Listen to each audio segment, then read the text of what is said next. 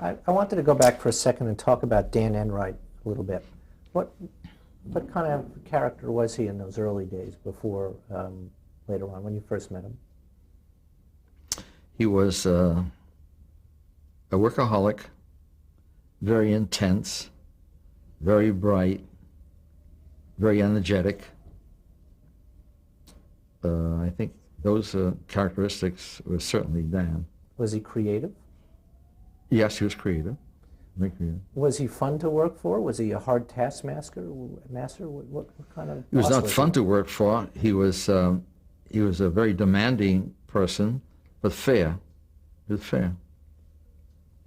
I had to do, when he hired you, you had to do your job, and our relationship throughout the time that I worked for him was a good one. What was his relationship with Jack Barry? Well, they were so different. Jack was Mr. Show Business, and Jack loved celebrities. Jack was very talented, but Jack had a good understanding of show business, and he had some great ideas.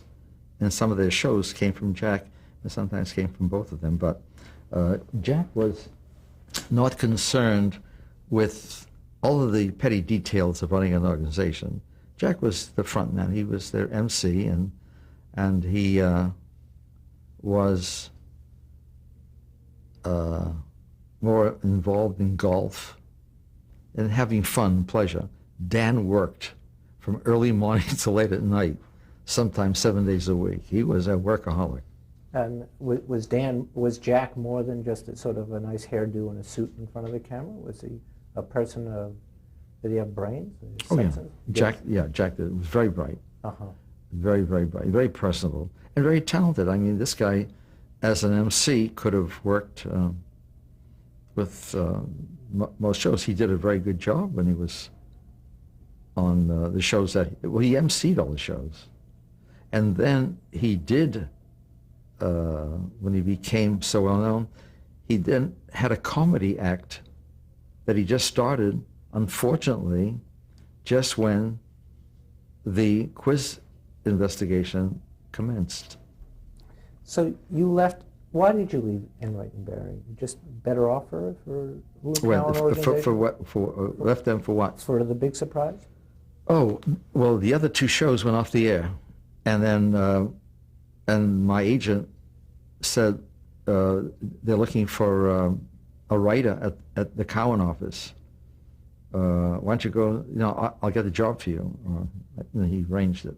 What was the show? Can you describe the big surprise? The big surprise? It was a quiz show, and Mike Wallace, all I remember, it was a quiz show and Mike Wallace was the MC, and I frankly don't remember the news. It's like a hodgepodge. I remember one show where I was asked, I had a little kid genius on a show who was about 10 years old, who supposedly knew the stock market from A to Z. And then he asked, it was a big money show, and I remember working with this kid, and, making sure he had the answers to the show. Did he know the stock market from A to Z? He knew it pretty well, but he didn't know. See, you have to understand, let me say it at this time, that anyone who appears on live television with an audience, with the lights, with all the action going on, I don't care who you are, there is a tendency to blank out, to freeze, to become nervous and excited, so that this inherent point in any type of live game or quiz show can kill the show, because you never know whether the person will remember or know and come up with the right answer. The biggest, the most flagrant example was when Randolph Churchill was on a $64,000 show. They flew him in. He was guaranteed a certain amount of money. And he's not a fool, certainly. But he had a drink too many. And he missed the first question. He just flubbed it. He was drunk. These are the chances you take, and it was very embarrassing. So when the radio quiz shows started, even though they were for $64, or very little money, it had nothing to do with money. The thing is, if you couldn't answer any questions, you had no show. And if you had a panel show and you didn't have help in the panel show, you had no show. So the idea was, were these shows entertainment? If they're entertainment, are you allowed to do the same thing that can be done in Hollywood with using stunt people, so your star does not have to risk his life? Yet in the movies, the star's doing it. Is it similar to the rave today on television of wrestling with a huge audience, even though it is known that these are choreographed? It's entertainment, a lot of entertainment, but it's fixed. And you can use other examples, a celebrity who has his name on the book, although he didn't write the book. And entertainment, I'm a sucker for magic. And when I see magicians doing tricks, I believe it. But they're so great. And I know it's a trick. It's a trick. If once you explain the trick and you say, oh, God, is that how it's done? But I would hate it if anybody explains the trick to me while I'm seeing a show. I want to enjoy, I want to be entertained by the magic. That's the kid in me. And a lot of adults have that. Children love it. And that's part of entertainment. And I think that this is part of the entertainment by saying, yeah, well, he didn't cut, that magician, it's a phony. He didn't cut that lady in half. It was a trick. Oh, God, it's terrible. Yeah. But how are you going to have magic if everything is going to have to be explained? There wouldn't be any magic left. So, again, you can't be a little bit. You cannot be a little bit pregnant. In entertainment, you either have a format that's entertaining, or you don't. As long as you do not hurt anybody, you don't have contestants that you make fools out of, which is the reason why various production companies in quiz shows, when they use celebrities, would never allow a celebrity to fall on his face.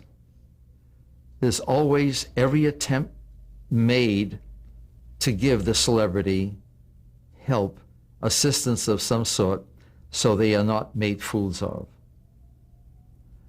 And I think you bear it out in your book in certain cases with Xavier Cugat, etc. And I must say then that in terms of this subject, it's indeed a difficult one to understand, and those who are religious about it and feel that there should be entertainment should have no part of show business, and they're entitled to their view. They'll say, if you're going to have whatever you see on television has to be real. But then one could turn around and say, well, in theory, our presidential election has to be honest too. Why are they spending $1 billion to elect a president? $1 billion. And where do these two candidates get their money? And the people who give them the $1 billion, what do they expect in return? You want to talk about anything that's fixed? You want to become, run for the Senate in California?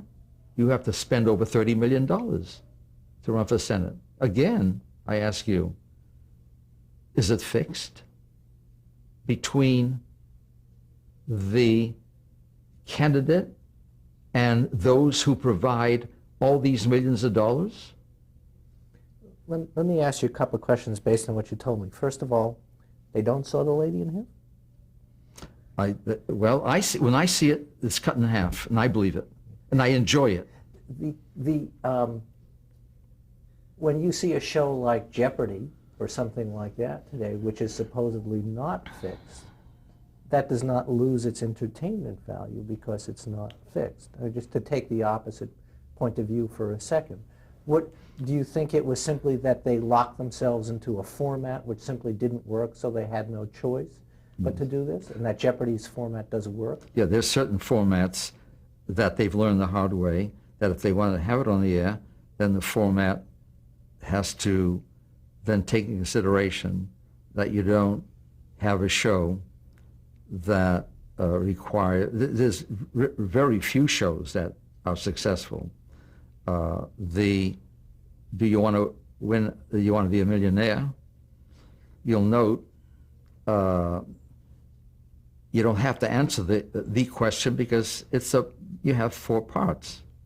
And then you have built in the show assistance from an audience or from, it is no longer that type of quiz show. And of course, you're fascinated by the $1 million, but you'll know inherently in the show, if you watch it, the excitement that we had when people stayed on week after week. Here, they don't stay on. They get their $32 and you have to be pretty stupid to risk your $32 to win 64, especially after you hear the $64,000 question. So it is a different type of quiz show. You know, you can win this money and then, well, I don't like that question, I can't answer the question, and I'll stop. The questions on that show are also much easier than they were in your time, no? And Yeah. the level of knowledge that were required of the people on your shows is much higher, no?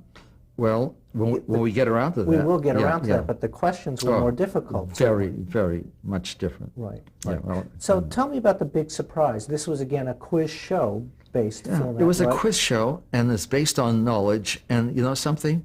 The format of the show is one that had no tremendous impact on my memory. If you told me the format, I'd appreciate it because I can't. 10 questions raised, and it was $100 to $100,000. Right. And again, I guess they had to answer as many as they could, and that's what would determine how much money that they would receive. Yeah. But again, I mean, everything was fed, and the answers were given, or in all cases, would you say? Or in I can some only cases? speak for while I was there. Right. That was my job. What was That's right. what was Mike Wallace's level of awareness of this? I don't know. I have no idea. So you don't know if he knew what I was have no going idea. But I would assume that when you see these women, you have to understand, and people who have been in quiz shows know, you have to understand the tension and the stress.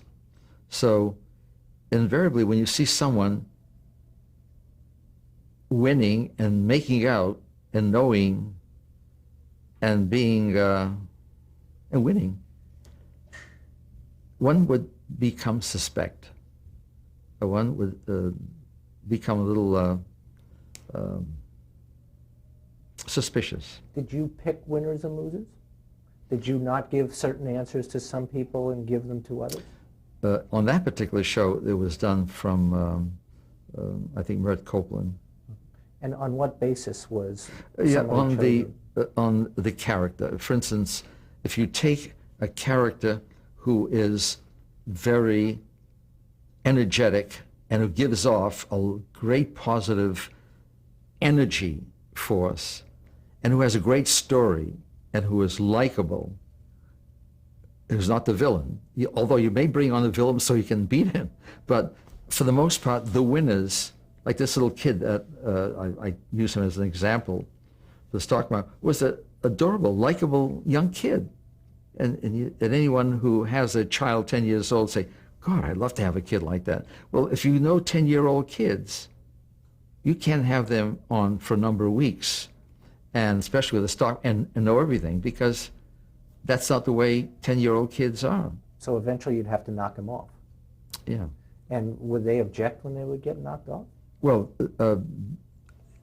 I'm not quite sure how the resolutions, I don't even remember the resolutions of this particular show. So much, this whole era of quiz shows is such that I really don't want to remember much of this. But you had to make, it was almost as if you were playing God, right? You would decide who would win. I didn't. Who would lose. Mert would. Yeah, Copeland did. And then from what Mert would tell you, then he'd tell me, he said he's gonna win and so forth. Uh-huh. And then this one is going to lose. Yeah, Shirley said it in testimony. Right. Shirley Bernstein. And I'm sure that the person who had to lose was less than thrilled with this whole thing. And I'm amazed that nobody, once they were told to lose, didn't go running to the press. Well, you have to understand the psychology. First of all, people love to be on television.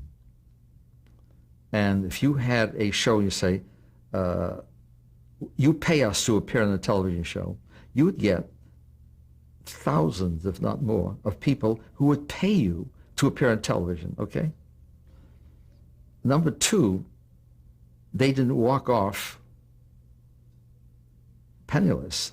They are given money. And you see the way they throw around the $10,000 on when 21 was on again this time, and the money that Regis gives off. So it would be a very ungrateful lout to run off to the press. Number three, shows like that aren't on television anymore. But during the whole period that I can, in my experience, of all the people who are on the shows that I ever did, the only ones that I dealt with, there was only one person who I dealt with, a penniless artist by the name of Snodgrass, who I discovered, and I thought, a pretty good artist. He begged me to be on the show, begged me. He had no money, he was starving. And with the money he won on the show, which was more than he's ever made in his whole life, he got a studio, invited my wife and I to the studio, wanted to paint a picture of my daughter free, and I said, no, if I have a picture painted, I'll pay you for it. Who couldn't have been more thankful. I changed his life. And he is the only one, to my knowledge, because I had nothing to do with Stempel. I never met this man. I know I'm a little farther ahead, but I have to tell you the reaction of contestants, only one, this one. And the night before, or the day before, he was to appear before the grand jury or go in to see the district attorney, the assistant district attorney. I was supposed to, he called me and wanted to meet with me. And I was going to go. And don't you know that, according to the notes that I have, and I had forgotten about this, a lawyer stopped me. I'll get to lawyers later. And this lawyer prevented me from seeing him. If lawyer hadn't, and I had seen Snodgrass, then there would have been a deal made. Because without Snodgrass, they couldn't have done, because Stempel, as I say, had nothing to do with me, and I had nothing to do with Stempel. Snodgrass called you. Snodgrass was a contestant on 21. Yes. Snodgrass called you before you were to appear in the before he was to appear. And what deal do you think would have been made? The implication was that we'll talk about it and we can resolve it. I have something, he said, I have something very important to tell you. And what Snodgrass was looking for was money, not Yeah. to testify? Yeah. And so Not to tell them, yeah. So he was basically extorting the network of, yeah. he wanted money to keep quiet. He Yeah. was looking And for, since I didn't go there, he went the following day because he had no other motive. right, so he wanted hush money, in other words. That's right, yeah. Okay.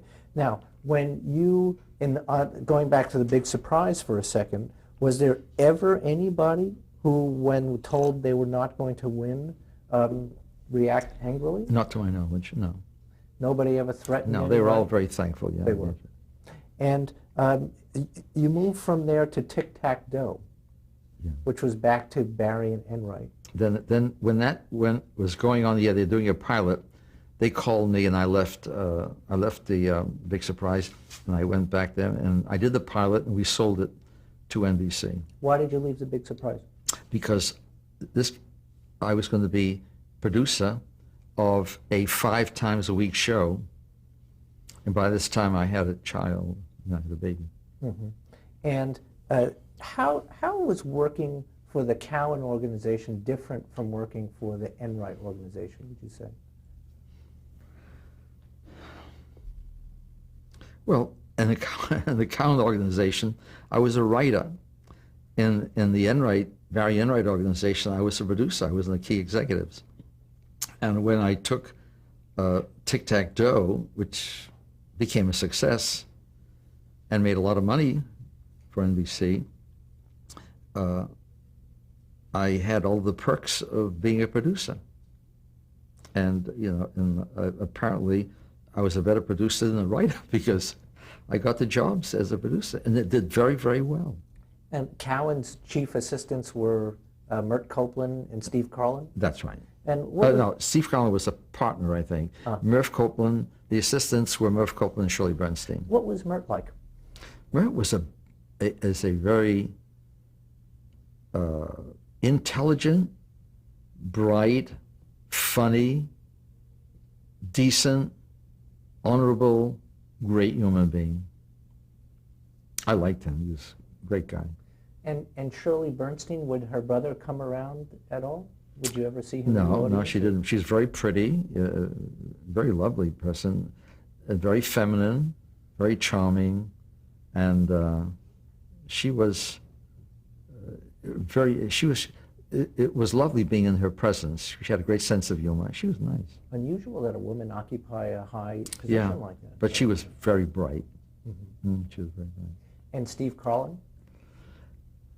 Steve Carlin, who was a partner, who later became a friend of mine many years later. I had nothing to do with Steve in those days. It was many, many years later that we got together. So you didn't know him well? No, didn't know. Now, do you remember the format of Tic-Tac-Doe? The game Tic-Tac-Toe, and the format essentially was based on that game and the questions. Do you have the format written down? Well, I assume it was you answer a question and you got an X or an O if you got That's the correct. right. And if you missed the answer, then you didn't get your X. Were the questions on different topics, or were No, you pick the category. you pick the category? Yeah. And was, in that case, would they play to your field of knowledge, or was it a show where they gave you the answers? Okay, this is a good question because this applies to the quiz shows that I'm aware of, maybe to others. I'm glad I asked a good question. Yeah, that's a great question. Every producer knows that when you have a contestant who is very photogenic and who is charming and great looks and so forth, that before this contestant gets on the show, not only is the contestant interviewed, but is tested. And depending on the show, the test could be trite or it could be very comprehensive. On the show like Name That Tune, you had to test yourself on a certain number of tunes they had. So as an example, on the most difficult test in any of the shows that we did was 21, 350 questions. It was like a 4-hour test, and it dealt with many different areas. And by the time that test was finished and analyzed, we knew the weaknesses and the strengths of the contestant. So if you wanted the contestant to stay in the show, as they did in 64,000 ago, you kept to the questions that you felt that the contestant knew. If you want to get rid of the contestant, you went into the questions that the person was weak in. And this applied to tic-tac-toe, and because the last thing you wanted is someone who had little intelligence and a small fund of knowledge. And I have to tell you, it's amazing how little the average person knows about geography or literature or history or any area of learning. They do know about celebrities and sports and Hollywood. But that gets pretty dull. In our day, we tried to broaden the picture, and we did. And it is very difficult to find people who are well-versed, as I look for with tic-tac-toe. And I did find mostly college people. The people who made it in our show were college graduates, professional people, writers, people who read a lot, and who were more intellectually oriented than the guy you find at a barroom or the ones who participate in these brawls after basketball championships. So you pre-screened your contestants. Very much so. Very carefully. Yes. But as opposed to, let's say, 21, where answers were directly given, in tic-tac-toe, like $64,000 question, you played to that field of knowledge, in other words. Yes. And that's how the game That's right. was controlled on Yeah. 21. And do you remember any specific contestants on 21? I'm sorry, 21. On tic-tac-toe, there was a reporter for the New York Times. There was so many. Does that come to mind? A reporter for the Times who you had to help? Could you have his name? No, I wish I did. Or there was also a 16-year-old boy. Does anybody come to mind with any specific? No, help on during the tic-tac-toe? time I was doing that show, don't forget there were 5 shows a week. A lot of And contestants. there's a tremendous number, and I had every variation. I never gave, maybe if I sat down and gave it some thought, Right. I might come up with some instances of what you want to know. But Okay, frankly, I have to tell you that that era is of my life. I was hurt so badly and so distasteful for me that for self-protection, a part of my brain has shut it off. I really can't, because I was hurt too much. Let's take a break. Yeah.